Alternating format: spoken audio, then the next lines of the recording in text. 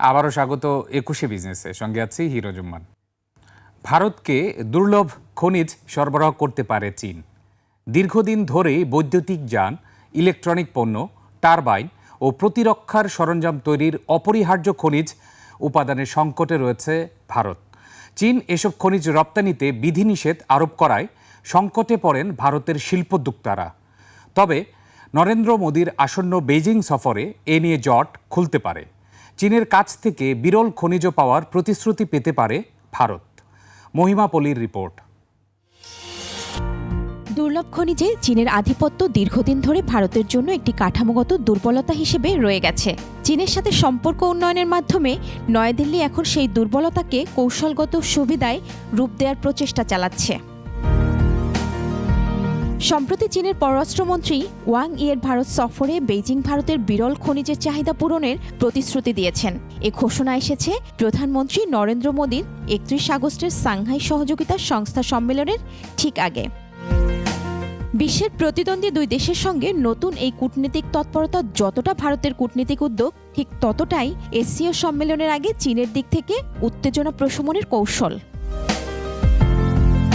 ২০২৫ সালের শুরুর দিকে চীন ৭ ধরনের বিরল খনিজ রপ্তানির লাইসেন্সের ওপর কঠোর বিধিনিষেধ আরোপ করে। এতে ভারতের শিল্প খাতে উদ্বেগ ছড়িয়ে পড়ে। দেশটির শিল্প মালিকেরা সতর্ক করে দেন যে এতে করে বৈদ্যুতিক গাড়ি ও ইলেকট্রনিক পণ্য উৎপাদন ব্যাহত হবে। ভারতের সবুজ প্রযুক্তির আকাঙ্ক্ষাও বাধাগ্রস্ত হবে। তবে পর্যবেক্ষকেরা সতর্ক করেছেন, এসব প্রতিশ্রুতি তখনই কার্যকর হবে যখন চীন খনিজ রপ্তানি নিয়ে সুনির্দিষ্ট তথ্য পাবে। এদিকে ভারত বিরল খনিজে নিজস্ব সক্ষমতা বাড়াচ্ছে। জুন মাসে দেশটির ভারী শিল্প মন্ত্রণালয় স্থানীয়ভাবে বিরল খনিজ উৎপাদনে আর্থিক সহায়তা ও মজুদ গড়ে তোলার জন্য প্রণোদনা ঘোষণা করে। মহিমা পলি, ২১শে টেলিভিশন। চরম আতঙ্ক ও অস্থিরতা তৈরি হয়েছে ভারতের গার্মেন্টস শিল্পে। ভারতের উপর মার্কিন প্রেসিডেন্ট ডোনাল্ড ট্রাম্পের আরোপ করা ৫০% শুল্ক দেশটির পোশাক খাতকে অনিশ্চয়তায় ফেলেছে। ওয়ালমার্ট, গ্যাপ ও জারার মতো ব্র্যান্ডের কাছে $১,৬০০ কোটি মূল্যের তৈরি পোশাক রপ্তানি করে ভারত। ট্রাম্প ট্যারিফের পর এই বিশাল রপ্তানি আয় হাতছাড়া হওয়ার আশঙ্কা করছেন দেশটির উদ্যোক্তারা। ইতোমধ্যে মার্কিন ক্রেতারা বেশিরভাগ অর্ডার বন্ধ করে দিয়েছে। পোশাকের পাশাপাশি অন্যান্য পণ্যেরও মার্কিন অর্ডার কমে গেছে।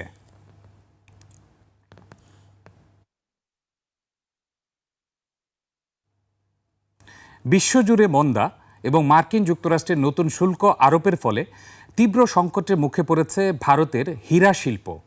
একসময় জমজমাট থাকা কারখানাগুলোতে এখন শুনশান নীরবতা। এই পরিস্থিতি শুধু ব্যবসায়িক লোকসানই নয়, লক্ষ লক্ষ শ্রমিকের জীবনেও অনিশ্চয়তা এনে দিয়েছে। বিস্তারিত আফ্রিদি হুসাইনের ডেস্ক রিপোর্টে। ভারতের গুজরাট রাজ্যের সুরাট শহর, যা বিশ্বের ৮০% বেশি কাঁচা হীরা কাটা ও পালিশ করার কেন্দ্র হিসেবে পরিচিত, এই শহরের হীরা শিল্প এখন তার ইতিহাসের সবচেয়ে কঠিন সময় পার করছে। বিশ্ববাজারে চাহিদা কমে যাওয়ায় ভারত থেকে হীরা রপ্তানি ২ দশকের মধ্যে সর্বনিম্ন পর্যায়ে পৌঁছেছে। এই পরিস্থিতির মূল কারণ চীনের বাজারে দুর্বল চাহিদা এবং মার্কিন প্রেসিডেন্ট ডোনাল্ড ট্রাম্পের নতুন শুল্ক নীতি।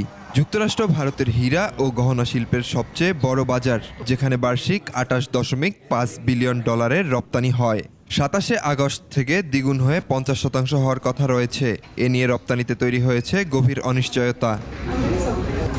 এই সংকটের সরাসরি প্রভাব পড়ছে শ্রমিকদের উপর।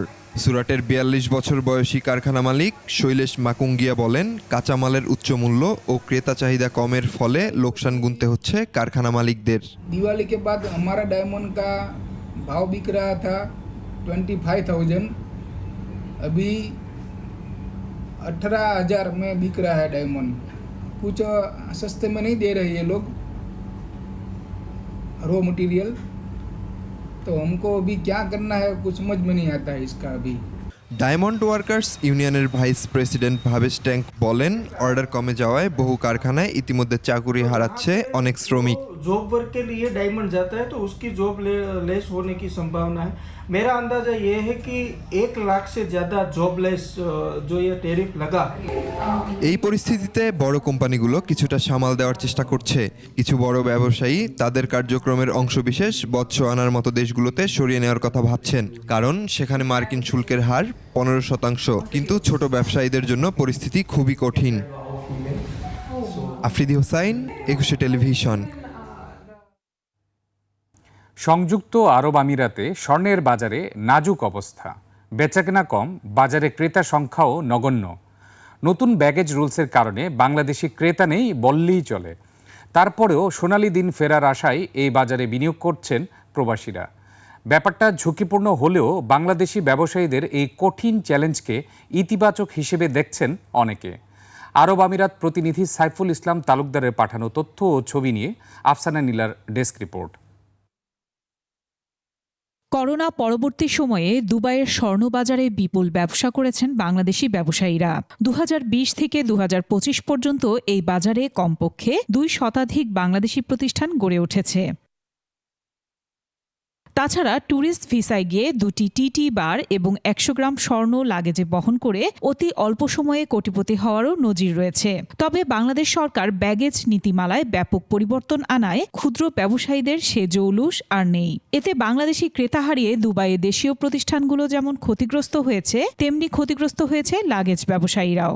এখন আজকে এই ব্যাগেজ রুলের কারণে হয়তো তারা যেভাবে যে উদ্যোগ নিয়ে তারা এই যোগদান করেছিল এই ব্যবসায়, তারা হয়তো ক্ষতিগ্রস্ত হচ্ছে। They studied very hard, alhamdulillah, and in our country, alhamdulillah, in Bangladesh, in Dhaka, our university and everything is really strong. অপরদিকে ভারত সরকার স্বর্ণ বেচাকেনায় শুল্ক প্রত্যাহার করায় আনাগোনা কমেছে ভারতীয় ক্রেতাদের। ক্ষতিগ্রস্ত হয়েছে দুবাইয়ের ব্যবসায়ীরা। তবে নাজুক অবস্থায় বিনিয়োগ করছেন অনেকে। ঝুঁকিপূর্ণ হলেও কেউ কেউ একে ইতিবাচক হিসেবে দেখছেন। ব্যবসার পরিস্থিতি সবাইকে নিয়ে বিজনেস করা, তবে সব ব্যবসার আগে আমার নিজের দেশ। আশা করব দেশের বিভিন্ন রুলস রেগুলেশন চেঞ্জ করে আমাদের গোল ব্যবসা করার জন্য আরো সহজকরণ করে দেবে। এই নাজুক পরিস্থিতিতে স্বর্ণের বাজারে টিকে থাকতে নতুন পথ খুঁজছে বাংলাদেশি ব্যবসায়ীরা। ভারত এবং বাংলাদেশি ক্রেতার জায়গায় ইউরোপ সহ অন্যান্য দেশের ক্রেতা বাড়ানোর উপর জোর দিয়েছেন তারা। সরকার যেন ভর্তুকি পায়, সরকার যেন ট্যাক্স পায়, সেভাবে ট্যাক্স এবং ভর্তুকি কমিয়ে গোল ব্যবসাকে আরো বাংলাদেশে কিভাবে উন্নত করা যায় এটা সরকারকেই যে উদ্যোগ নিতে হবে। বাংলাদেশ সরকারের ব্যাগেজ নীতিমালায় পরিবর্তন আসলে অনেক ব্যবসায়ী আবার ঘুরে দাঁড়াতে পারত বলে মনে করেন সংশ্লিষ্টরা। আফসানা নীলা, ডেস্ক রিপোর্ট, একুশে টেলিভিশন। এবার এশিয়ার প্রধান শেয়ার বাজারের খবর। সূচকে নিম্নমুখী প্রবণতা দেখা যাচ্ছে এশিয়ার বেশিরভাগ পুঁজিবাজারে। জাপানের শেয়ার বাজার নিকি সূচক 125 পয়েন্ট বেড়ে দাঁড়িয়েছে 42,520 পয়েন্টে। কমেছে হংকংয়ের শেয়ার বাজার হ্যাংসেংয়ের সূচক 319 পয়েন্ট কমে অবস্থান করছে 25,205 পয়েন্টে। কমেছে সিঙ্গাপুরের এসটিআই সূচক, এটি 3 পয়েন্ট কমে অবস্থান করছে 4,240 পয়েন্টে। চীনের শেয়ার বাজার সাংহাই কম্পোজিট ইন্ডেক্স অবস্থান করছে 3,814 পয়েন্টে, যা আগের দিনের চেয়ে 54 পয়েন্ট কম। বোম্বে সেন্সেক্স 30 ইন্ডেক্সকে দেখা যাচ্ছে নিম্নমুখী প্রবণতায়। সেন্সেক্সের সূচক 849 পয়েন্ট কমে অবস্থান করছে 80,786 পয়েন্টে। বেড়েছে থাইল্যান্ডের থাই স্টক এক্সচেঞ্জের সূচক, এটি 5 পয়েন্ট বেড়ে অবস্থান করছে 1,256 পয়েন্টে। এবার টাকার সঙ্গে প্রধান আন্তর্জাতিক মুদ্রার বিনিময় হার।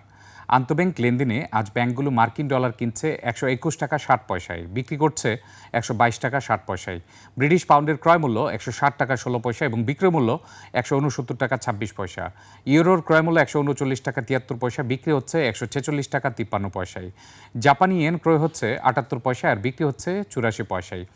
এদিকে ব্যাংকগুলো ক্যানাডিয়ান ডলার কিনছে 87 টাকা 45 পয়সায়, বিক্রি করছে 90 টাকা 42 পয়সায়। ভারতীয় রুপির ক্রয় মূল্য 1 টাকা 31 পয়সা, বিক্রি হচ্ছে 1 টাকা 48 পয়সায়। সৌদি রিয়ালের ক্রয় মূল্য 32 টাকা 30 পয়সা এবং বিক্রয় মূল্য 33 টাকা 6 পয়সা। মালয়েশিয়ান রিঙ্গিত ক্রয় হচ্ছে 28 টাকা 59 পয়সা এবং আন্তঃব্যাংকে বিক্রি হচ্ছে 29 টাকা 48 পয়সায়। দর্শক, এরই সঙ্গে শেষ করছি আজকের একুশে বিজনেস। আগামীকাল দুপুর 1টায় আবারও ফিরে আসবো একুশে বিজনেসের সব আয়োজন নিয়ে। দেখার আমন্ত্রণ রইল, একুশের সঙ্গেই থাকুন।